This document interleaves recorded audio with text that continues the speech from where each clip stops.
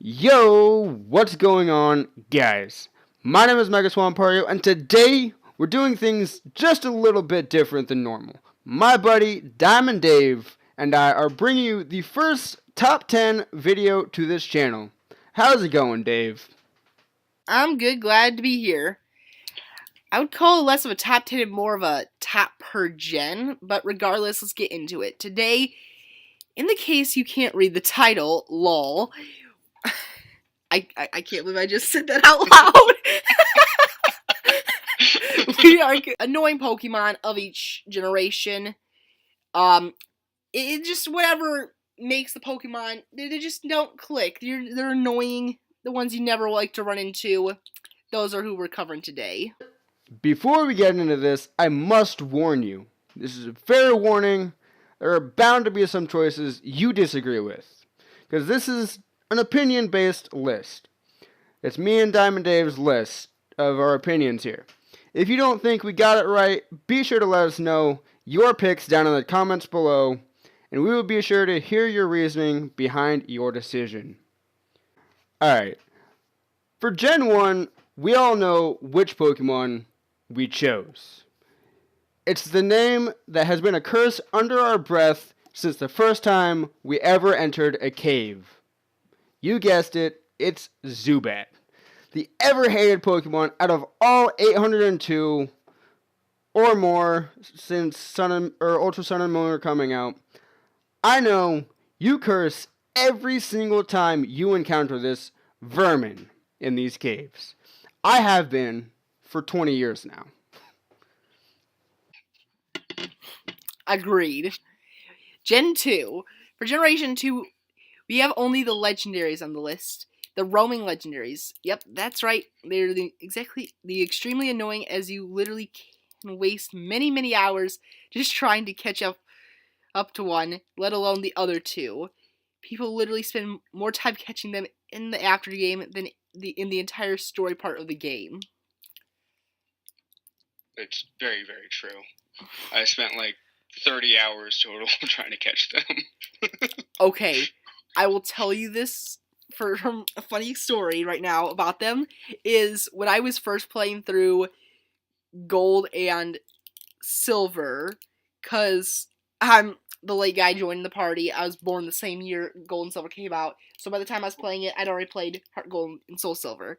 So, I was trying to find Suicune over in Kanto, because that's where he is in Heart Gold.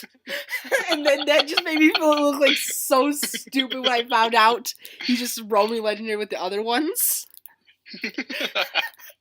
Yeah, they switched up so much when they do the remix. It was cool, but it was still funny. Gen 3. In generation number 3, my personal most annoying Pokemon was definitely Wurmple. I hated the thing so much. Literally could not stand Wurmple even one bit. Couldn't get out of Route 101 without encountering at least 3 of them, and forget about it if you're trying to hunt for Poochyenas, which I love. Because guess what? You ain't gonna find anything besides Wurmple in that grass. You really aren't. I mean, and then the thing that I hate even more about it is you have to catch like a bunch of them, because there's no way of choosing which evolution you get. Yeah. That just sucked. And then it's keep on trying to get the right evolution, and you're like, no. Right. It does not be affected by day and night. It does not be affected by anything. So it just sucks. Not even male, female?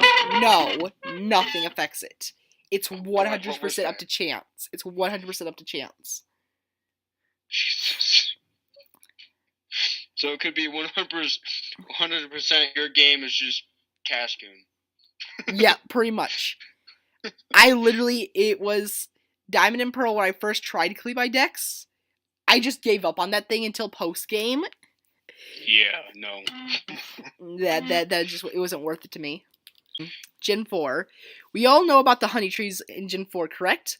Well, this next Pokemon only shows up at the Honey Trees or the Pokewalker, but that isn't what we're here to discuss. Now, Munchlax only has a 1% chance of showing up at all, which means each time you have to wait for those 6 hours after you put the honey on the trees. There's a very slim chance that you could encounter a Munchlax. And now you know why Munchlax is on our list today. Isn't Munchlax also, like, mostly male?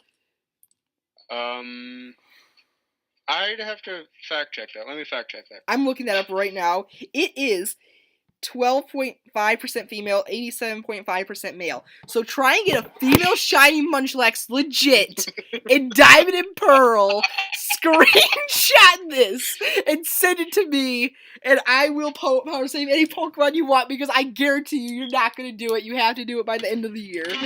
Good luck. You're not doing it. Somebody gets it on the first try. Boy. Female shiny Munchlax, Diamond Pearl Platinum, legit, not bred. It has to be from a honey tree. Okay. Alright, now, in Generation 5, there's a certain bug-type Pokemon that is literally just dumb, and should never have even been created. It is one that, until mentioned, I always forget about, and I don't like those type of Pokemon. It is Durant. Hey, you forgot about it, didn't you? Ha! Point proven. Indeed, Durant is the Gen 5 most annoying Pokemon. It only shows up on Victory Road, where you already have the team you are gonna go against the Elite Four with. I found its lack of use and purpose to be very annoying, and I mean it is literally just a steel ant. And that is all it ever will be.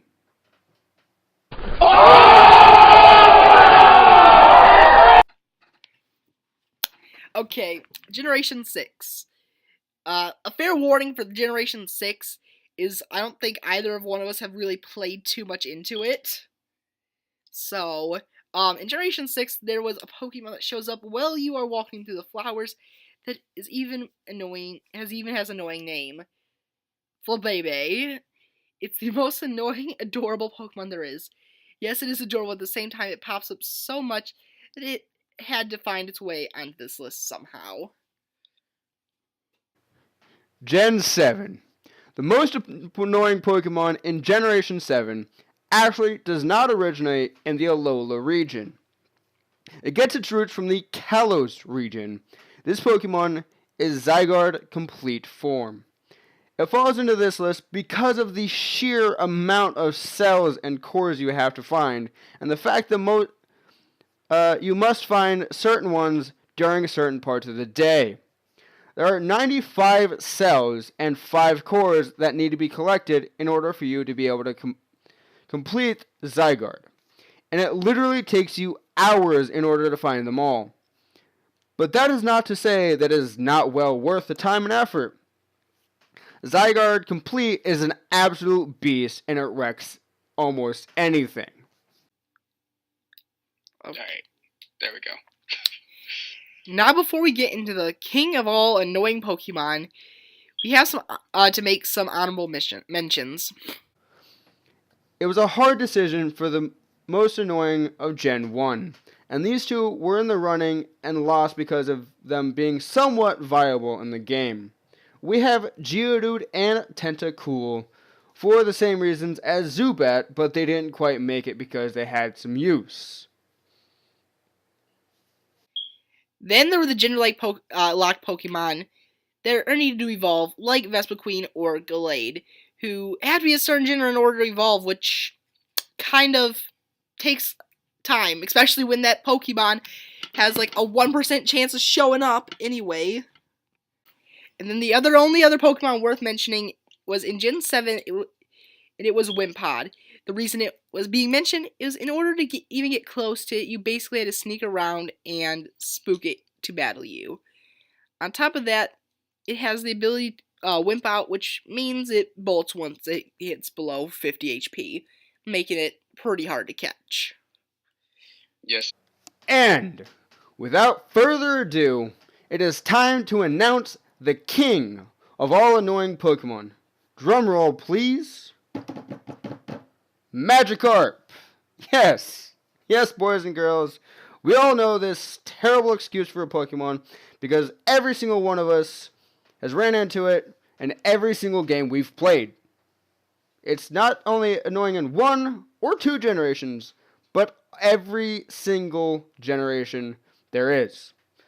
Every single time you go surfing or fishing, you run into literally like a million of these things. Yeah, it turns into a giant man-eating water dragon looking thing.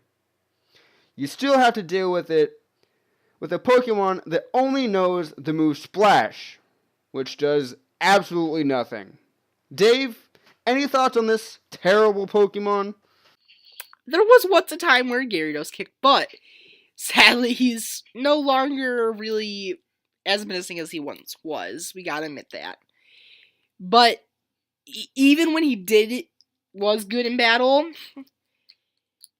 you still had to grind for so long to get this guy to level 20. Which is crazy because he didn't even learn any attacks until level 15. So you had to grind at least... I think it was like you got it at level 5. So you had to start that fish from level 5 to level 15 before it could even do its own battles. And then it still couldn't. Right! I just sat there for like hours and hours of my Pokemon Yellow Let's Play. Go Splash! Splash, do something for once! I made a joke and I convinced my brother that like 1 in 1,000,000% of the time, Magikarp Splash actually just is an instant kill. And he believed me. Yo, sadly, that's actually a rumor that was spread around quite often. It was, and I convinced my brother of that rumor was real, and I even like put How some... many Magikarps did he kill? Huh?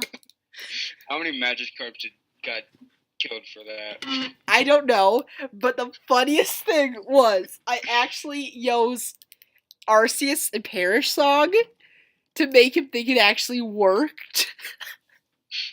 And he was like, it works! It works! So I made him believe it worked, and I bet he probably still believes it to this day. Dude, the Splash did the same damage as Parrish song. And with that, it is time to wrap up this list. Be sure to head over to my man Diamond Dave's channel and check out our top 5 possible evolutions video.